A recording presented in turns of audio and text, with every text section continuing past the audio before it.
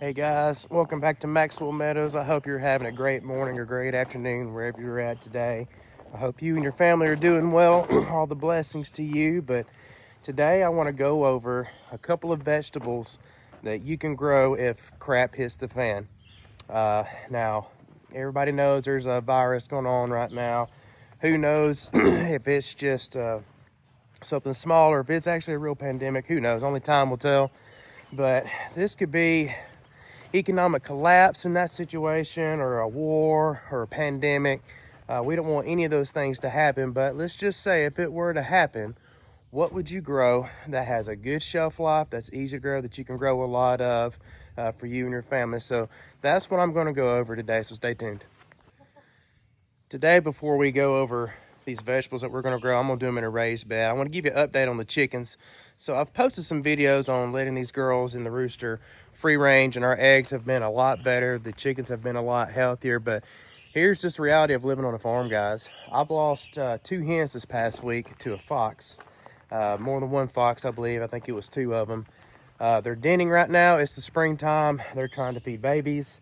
And me and my dad were working on the deck. We finally got the deck built, and you can go check that out on J-Max Outdoors if you want to learn some cool tips on how to build a deck.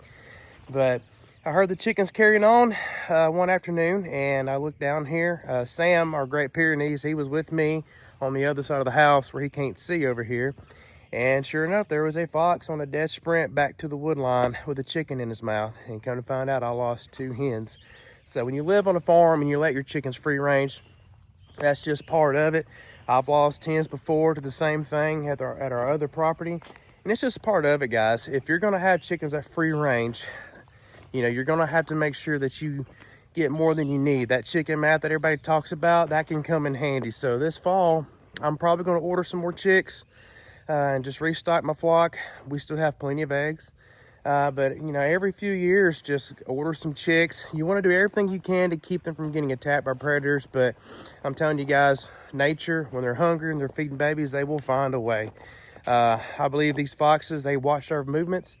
They knew that Sam wasn't down here because he's normally down here, at least watching down here. And it just took a split second. They dashed out, grabbed them hens, and buddy, they were gone in the woods before a blink of an eye. So that's just what happens. But today, these raised beds, what we're going to do is I'm going to get some leaf matter, some sticks, branches, things that will break down, that will fill up a lot of volume, a lot of space in these raised beds, so that you don't have to buy a ton of bags of compost and things like that, and it'll save you a little bit of money. And all that stuff will decompose down to the ground. It'll feed your soil, it'll feed your plants as well. So we'll get to that, guys. Check this out, y'all. So there is a mound of topsoil here. My parents are building a barndominium or a garage in the future, but we grew our garden in the ground out there last year. I normally do a big in-ground garden, and look what's growing on top of this pile of dirt right here, guys. This is from last year. We got a pumpkin plant growing on this mound of dirt right here. So that's just a little added bonus. I thought it was pretty cool. So here's what we got. We got some leaves in some of these raised beds, and I'll put some in this as well, just to fill up some space. And then I'm going to put this fabric down all the way around this raised bed, and I want to go out pretty far.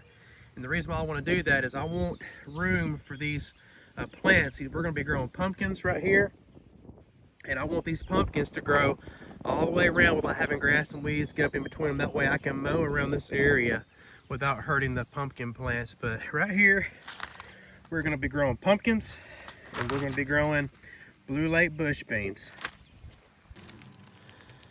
All right, as you can see, we've got leaves in these raised beds just to take up some room so we don't have to use as much topsoil. And I've got the weed barrier down, and I've got stones in place right now just to hold it in place. I'll be getting some stakes to put in there, that way I can straighten it out and make it look nice. But once you get your leaves in here, what I'm gonna do is just stomp them down, crunch them up with my feet, just get them nice and compressed, help break some of them leaves up. And then here in a minute, we'll put our soil in there, and then we'll get to planting, guys. All right, guys, so I was talking to you earlier about the pumpkins and the Blue Lake bush beans, and why do we want to grow those? Well, it's because of how easy they are to grow, guys. If somebody's watching this and they've never grown a garden, they're not an avid gardener, this needs to be something that you can grow, that's very easy to grow, that has a long shelf life that you can easily save the seeds and grow them again next year. So with these Blue Lake bush beans, I've grown other green beans in the past and had pretty good success with them, but I've never had anything outproduce Blue Lake bush beans. Now, why would you not want to grow pole beans? And for those of you that don't know, you have bush beans and you have pole beans. The pole beans, you have to build a trellis, so it's going to take more supplies, more time to build a trellis, which isn't hard, but it's more time. I'm looking for something that's easy, convenient, cheap, low input, with a good shelf life. So that's where these bush beans come in handy. They just grow into a bush. They put out all their green beans at once, and then you collect them, and you can freeze them, you can can them. If you can them, they're going to last for years, guys. But if you freeze them, you're still going to get 6 months to a year out of it before they go bad. And then the other one is pumpkins. Now, why pumpkins? Because most people really don't eat pumpkins. Well, the Native Americans used both of these crops for years. The pumpkins, you can use butternut squash, any type of winter squash. There's tons of recipes you can use with them, guys.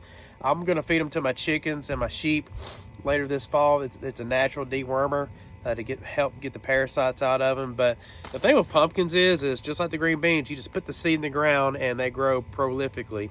And you get a lot of tonnage out of them, a lot of poundage out of them. They have thick skin. You don't have to can them or freeze them or anything. You just store them in a cool, dry place, and they're going to last for months. They're going to last you over winter. So you can just put a few seeds in the ground and have a lot of pumpkins, a lot of weight that you can put back. And the third one that I was wanting to grow today, guys, and I'll probably do a video on it probably later, but potatoes. I'm looking for russet potatoes, you know, little pot roast potatoes that you can put in pot roasts and stews and things like that. But potatoes is the third thing that would be on my list, like the first go-to crops that I would plant if we woke up tomorrow and it's like, oh crap, COVID all over again. So basically you just put them in the ground, bury them, you know, somewhat deep, you know, half a foot deep, whatever. Put them in a 5-gallon bucket. That way when the plant gets done harvesting, you just pull the plant out of the bucket and there's all your potatoes. Easy peasy. But that's the reason why I would grow these guys, is they're so easy. Now there's other crops you can plant and grow that you can store back, and you know, come this fall when I do a fall garden, there'll be some that I can show you for that as well. But if somebody asks me, Trevor, what would you advise anybody, or what would you do if it was a really bad situation or food just got so expensive and the fuel prices were out crazy, like, what would you do to grow food for your family if you couldn't afford to go to the grocery store? And it would be beans, peas, and pumpkins, some sort of winter squash, and then potatoes. Most definitely, I would be planting tons of those and putting them back in a cool, dry place. So guys, stay tuned here in a minute. We're gonna go out there and we're gonna put these in the ground. All right, so we got our dirt in our raised beds, got the weed barrier up. This is gonna be where we put the pumpkins at. Before you start putting your seeds in the ground, guys, look at this. That's bone meal. So that is an organic source of phosphorus. So why do you want phosphorus? Well, that's what's going to help establish good root growth, and it's also what's going to give you more fruit or more vegetables. So you're going to get more blooms, and you're going to get more of a harvest out of your green beans and things like that. So real quick, what we're going to do is I'm just going to take this and put it all in the bed like this. Just give it an even coat. You ain't got to be specific with it, but just try to get a good coverage with it like that. And what we're going to do is we're just going to take our hand or take a rake, and we're just going to work this into the soil. And this is going to take a while to break down, but once it breaks down, the plant will be able to take it up. It's going to help with the root development, and you're going to get more of a harvest out of your produce.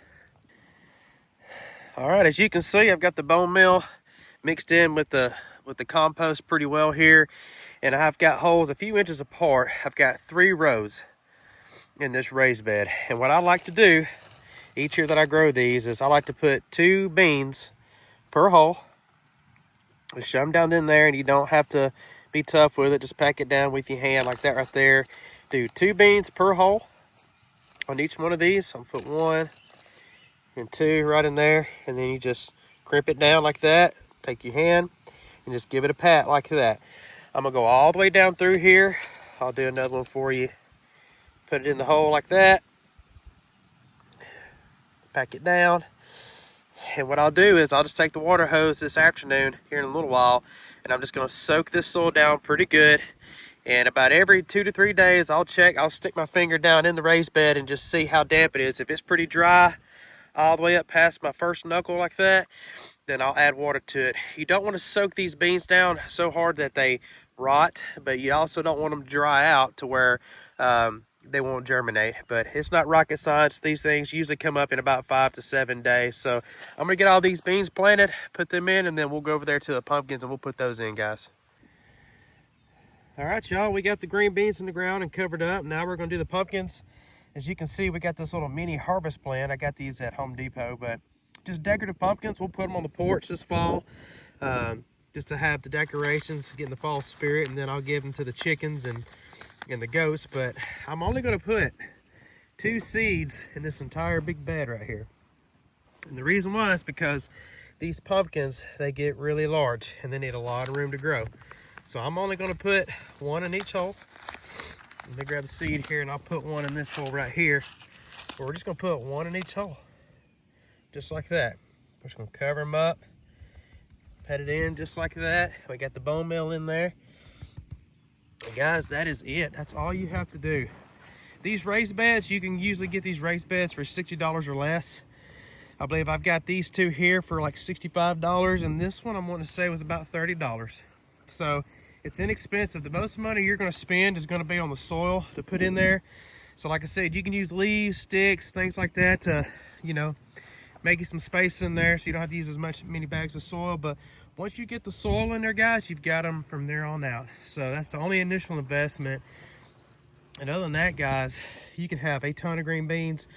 This is going to be full of green beans more than likely this summer. We'll have a good harvest out of it. And then this entire area right here, it's going to be a pumpkin patch off of 2 seeds.